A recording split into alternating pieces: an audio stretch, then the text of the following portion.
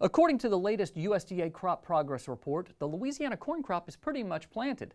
That same report says that last week there were only about 3 days suitable for field work. It's a trend that has plagued farmers this spring. As TWILA's Karl Wiggers shows us, farmers had to plant quickly to get this year's crop in, and that wouldn't be possible without a team of people to keep them moving. Scenes like this of dust kicking up behind tractors have been hard to find this spring in Louisiana. Farmers have fought steady rain showers this spring to find the dry ground they need to plant their corn crops. Cody Wiggers of Franklin Parish has been one of the more fortunate farmers in the area. He and Jack Daly were able to get their corn crop planted between the many wet spells this spring. Wiggers says getting the seed to keep their planters moving is critical on a Louisiana farm that is almost always under threat of a spring shower. Dealing with 1 and 2 day windows most times, and sometimes even shorter than that, and it's very critical that we've got what we need when we need it, so that we don't have any lag time in our process. Because farming in Louisiana, we all know it's wet majority of the time. So when it's go time, you got to get it while it's good. Right down the road, Justin Hutto is fertilizing his recently planted corn. With crops of soybeans and cotton yet to be planted, Hutto cannot afford to get behind schedule. We need it quick as possible because you got a certain amount of time before, just like corn fertilized, you got to get cotton planted. Then you got to get cotton fertilized. Then you got to get polypipe laid. On the line, you got a small time frame. Keeping these two farmers moving in such a tight time frame is Helena Chemical co-manager Buckshot Sims. It's tough keeping up with these guys. We spend a lot of time, like I said, trying to coordinate it, get it to their farms, get it on their seed tenders, and just try to do it in a timely manner where they don't have to wait. The last thing we want to hear is for those guys to have to wait on us. And you got to be able to get in the field when you can, and you got to depend on people like Buck to get you the product when you need it. We're all in it together. We're all a team, and if everybody's pulling their weight, then we can get it done. And it's crucial that all of our input suppliers are Johnny on the spot with stuff. When they work, we work. If it's 24/7, it's 24/7. The other night they were trying to beat the weather, and that's what I told the truck driver on that last load. I said, here's you some numbers. You stay here with these guys till they get through. We're at their beck and call, and that's what we do. You know, and I'm gonna say so, our competition does the same thing.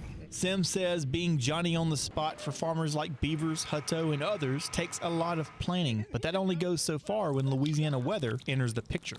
That's when Buckshot marries a past career with 30 years in the business of helping farmers in Franklin Parish. But you know, I was a rodeo cowboy for a long time. I rode bucking horses for a very long time, and to me, this is almost like competing, and I love it. It gets in your blood, and you just want to make it happen. And like I said before, last thing I want is for these guys to have to wait on me. As you saw in that story, most farmers that are planting soybeans this year are in the field now planting those. According to that same crop progress report, only 16% of expected soybean acres have been planted so far. And Avery, one of the things that, you know, these guys are not at all out of the woods yet. You know, there's if the trends continue and soybean acres continue to climb, I think they were at about 1.3 million acres last year in Louisiana. If that continues to climb up a little bit, I mean, there's a lot of acres left to be planted in Buckshot, and all of those guys in that industry that supply our farmers with the seed and the fertilizer and the chemicals. They've got a lot of work left ahead of them this spring and this early summer. And the weather's not really helping, because I know that we've got rains coming tomorrow, which will be Thursday. Last Thursday was a complete and utter wash. How are folks like your dad dealing with that? They're dealing with it just like everybody else. I mean, they're getting as much as they can done, you know, in the 24, 36, 48 hours they have. And then they just, you know, they bust it until they can't, and then they just sit there and wait for it to dry out. And honestly, shooting this story was difficult because I wanted to get some farmers in the field, and I would call Mr. Buckshot and be like, hey, you got any guys? And like, we're all sitting still waiting. And, you know, it was great for him to catch up and be able to get the fertilizer in the tanks at all the fields, but not so great for the farmers that need to be out there fertilizing. And it was interesting, but it's, you know, I'm really thankful to be on this side of the industry this year.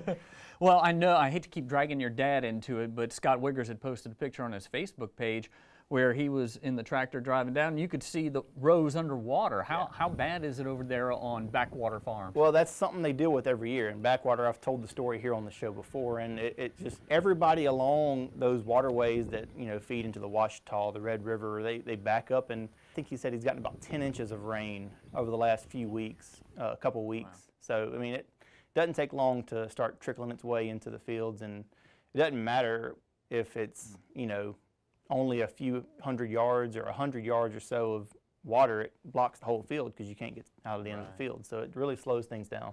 Well, I'm glad you did that story to show us exactly how many people it takes to get things planted. Thank you so much, Karl Wiggers.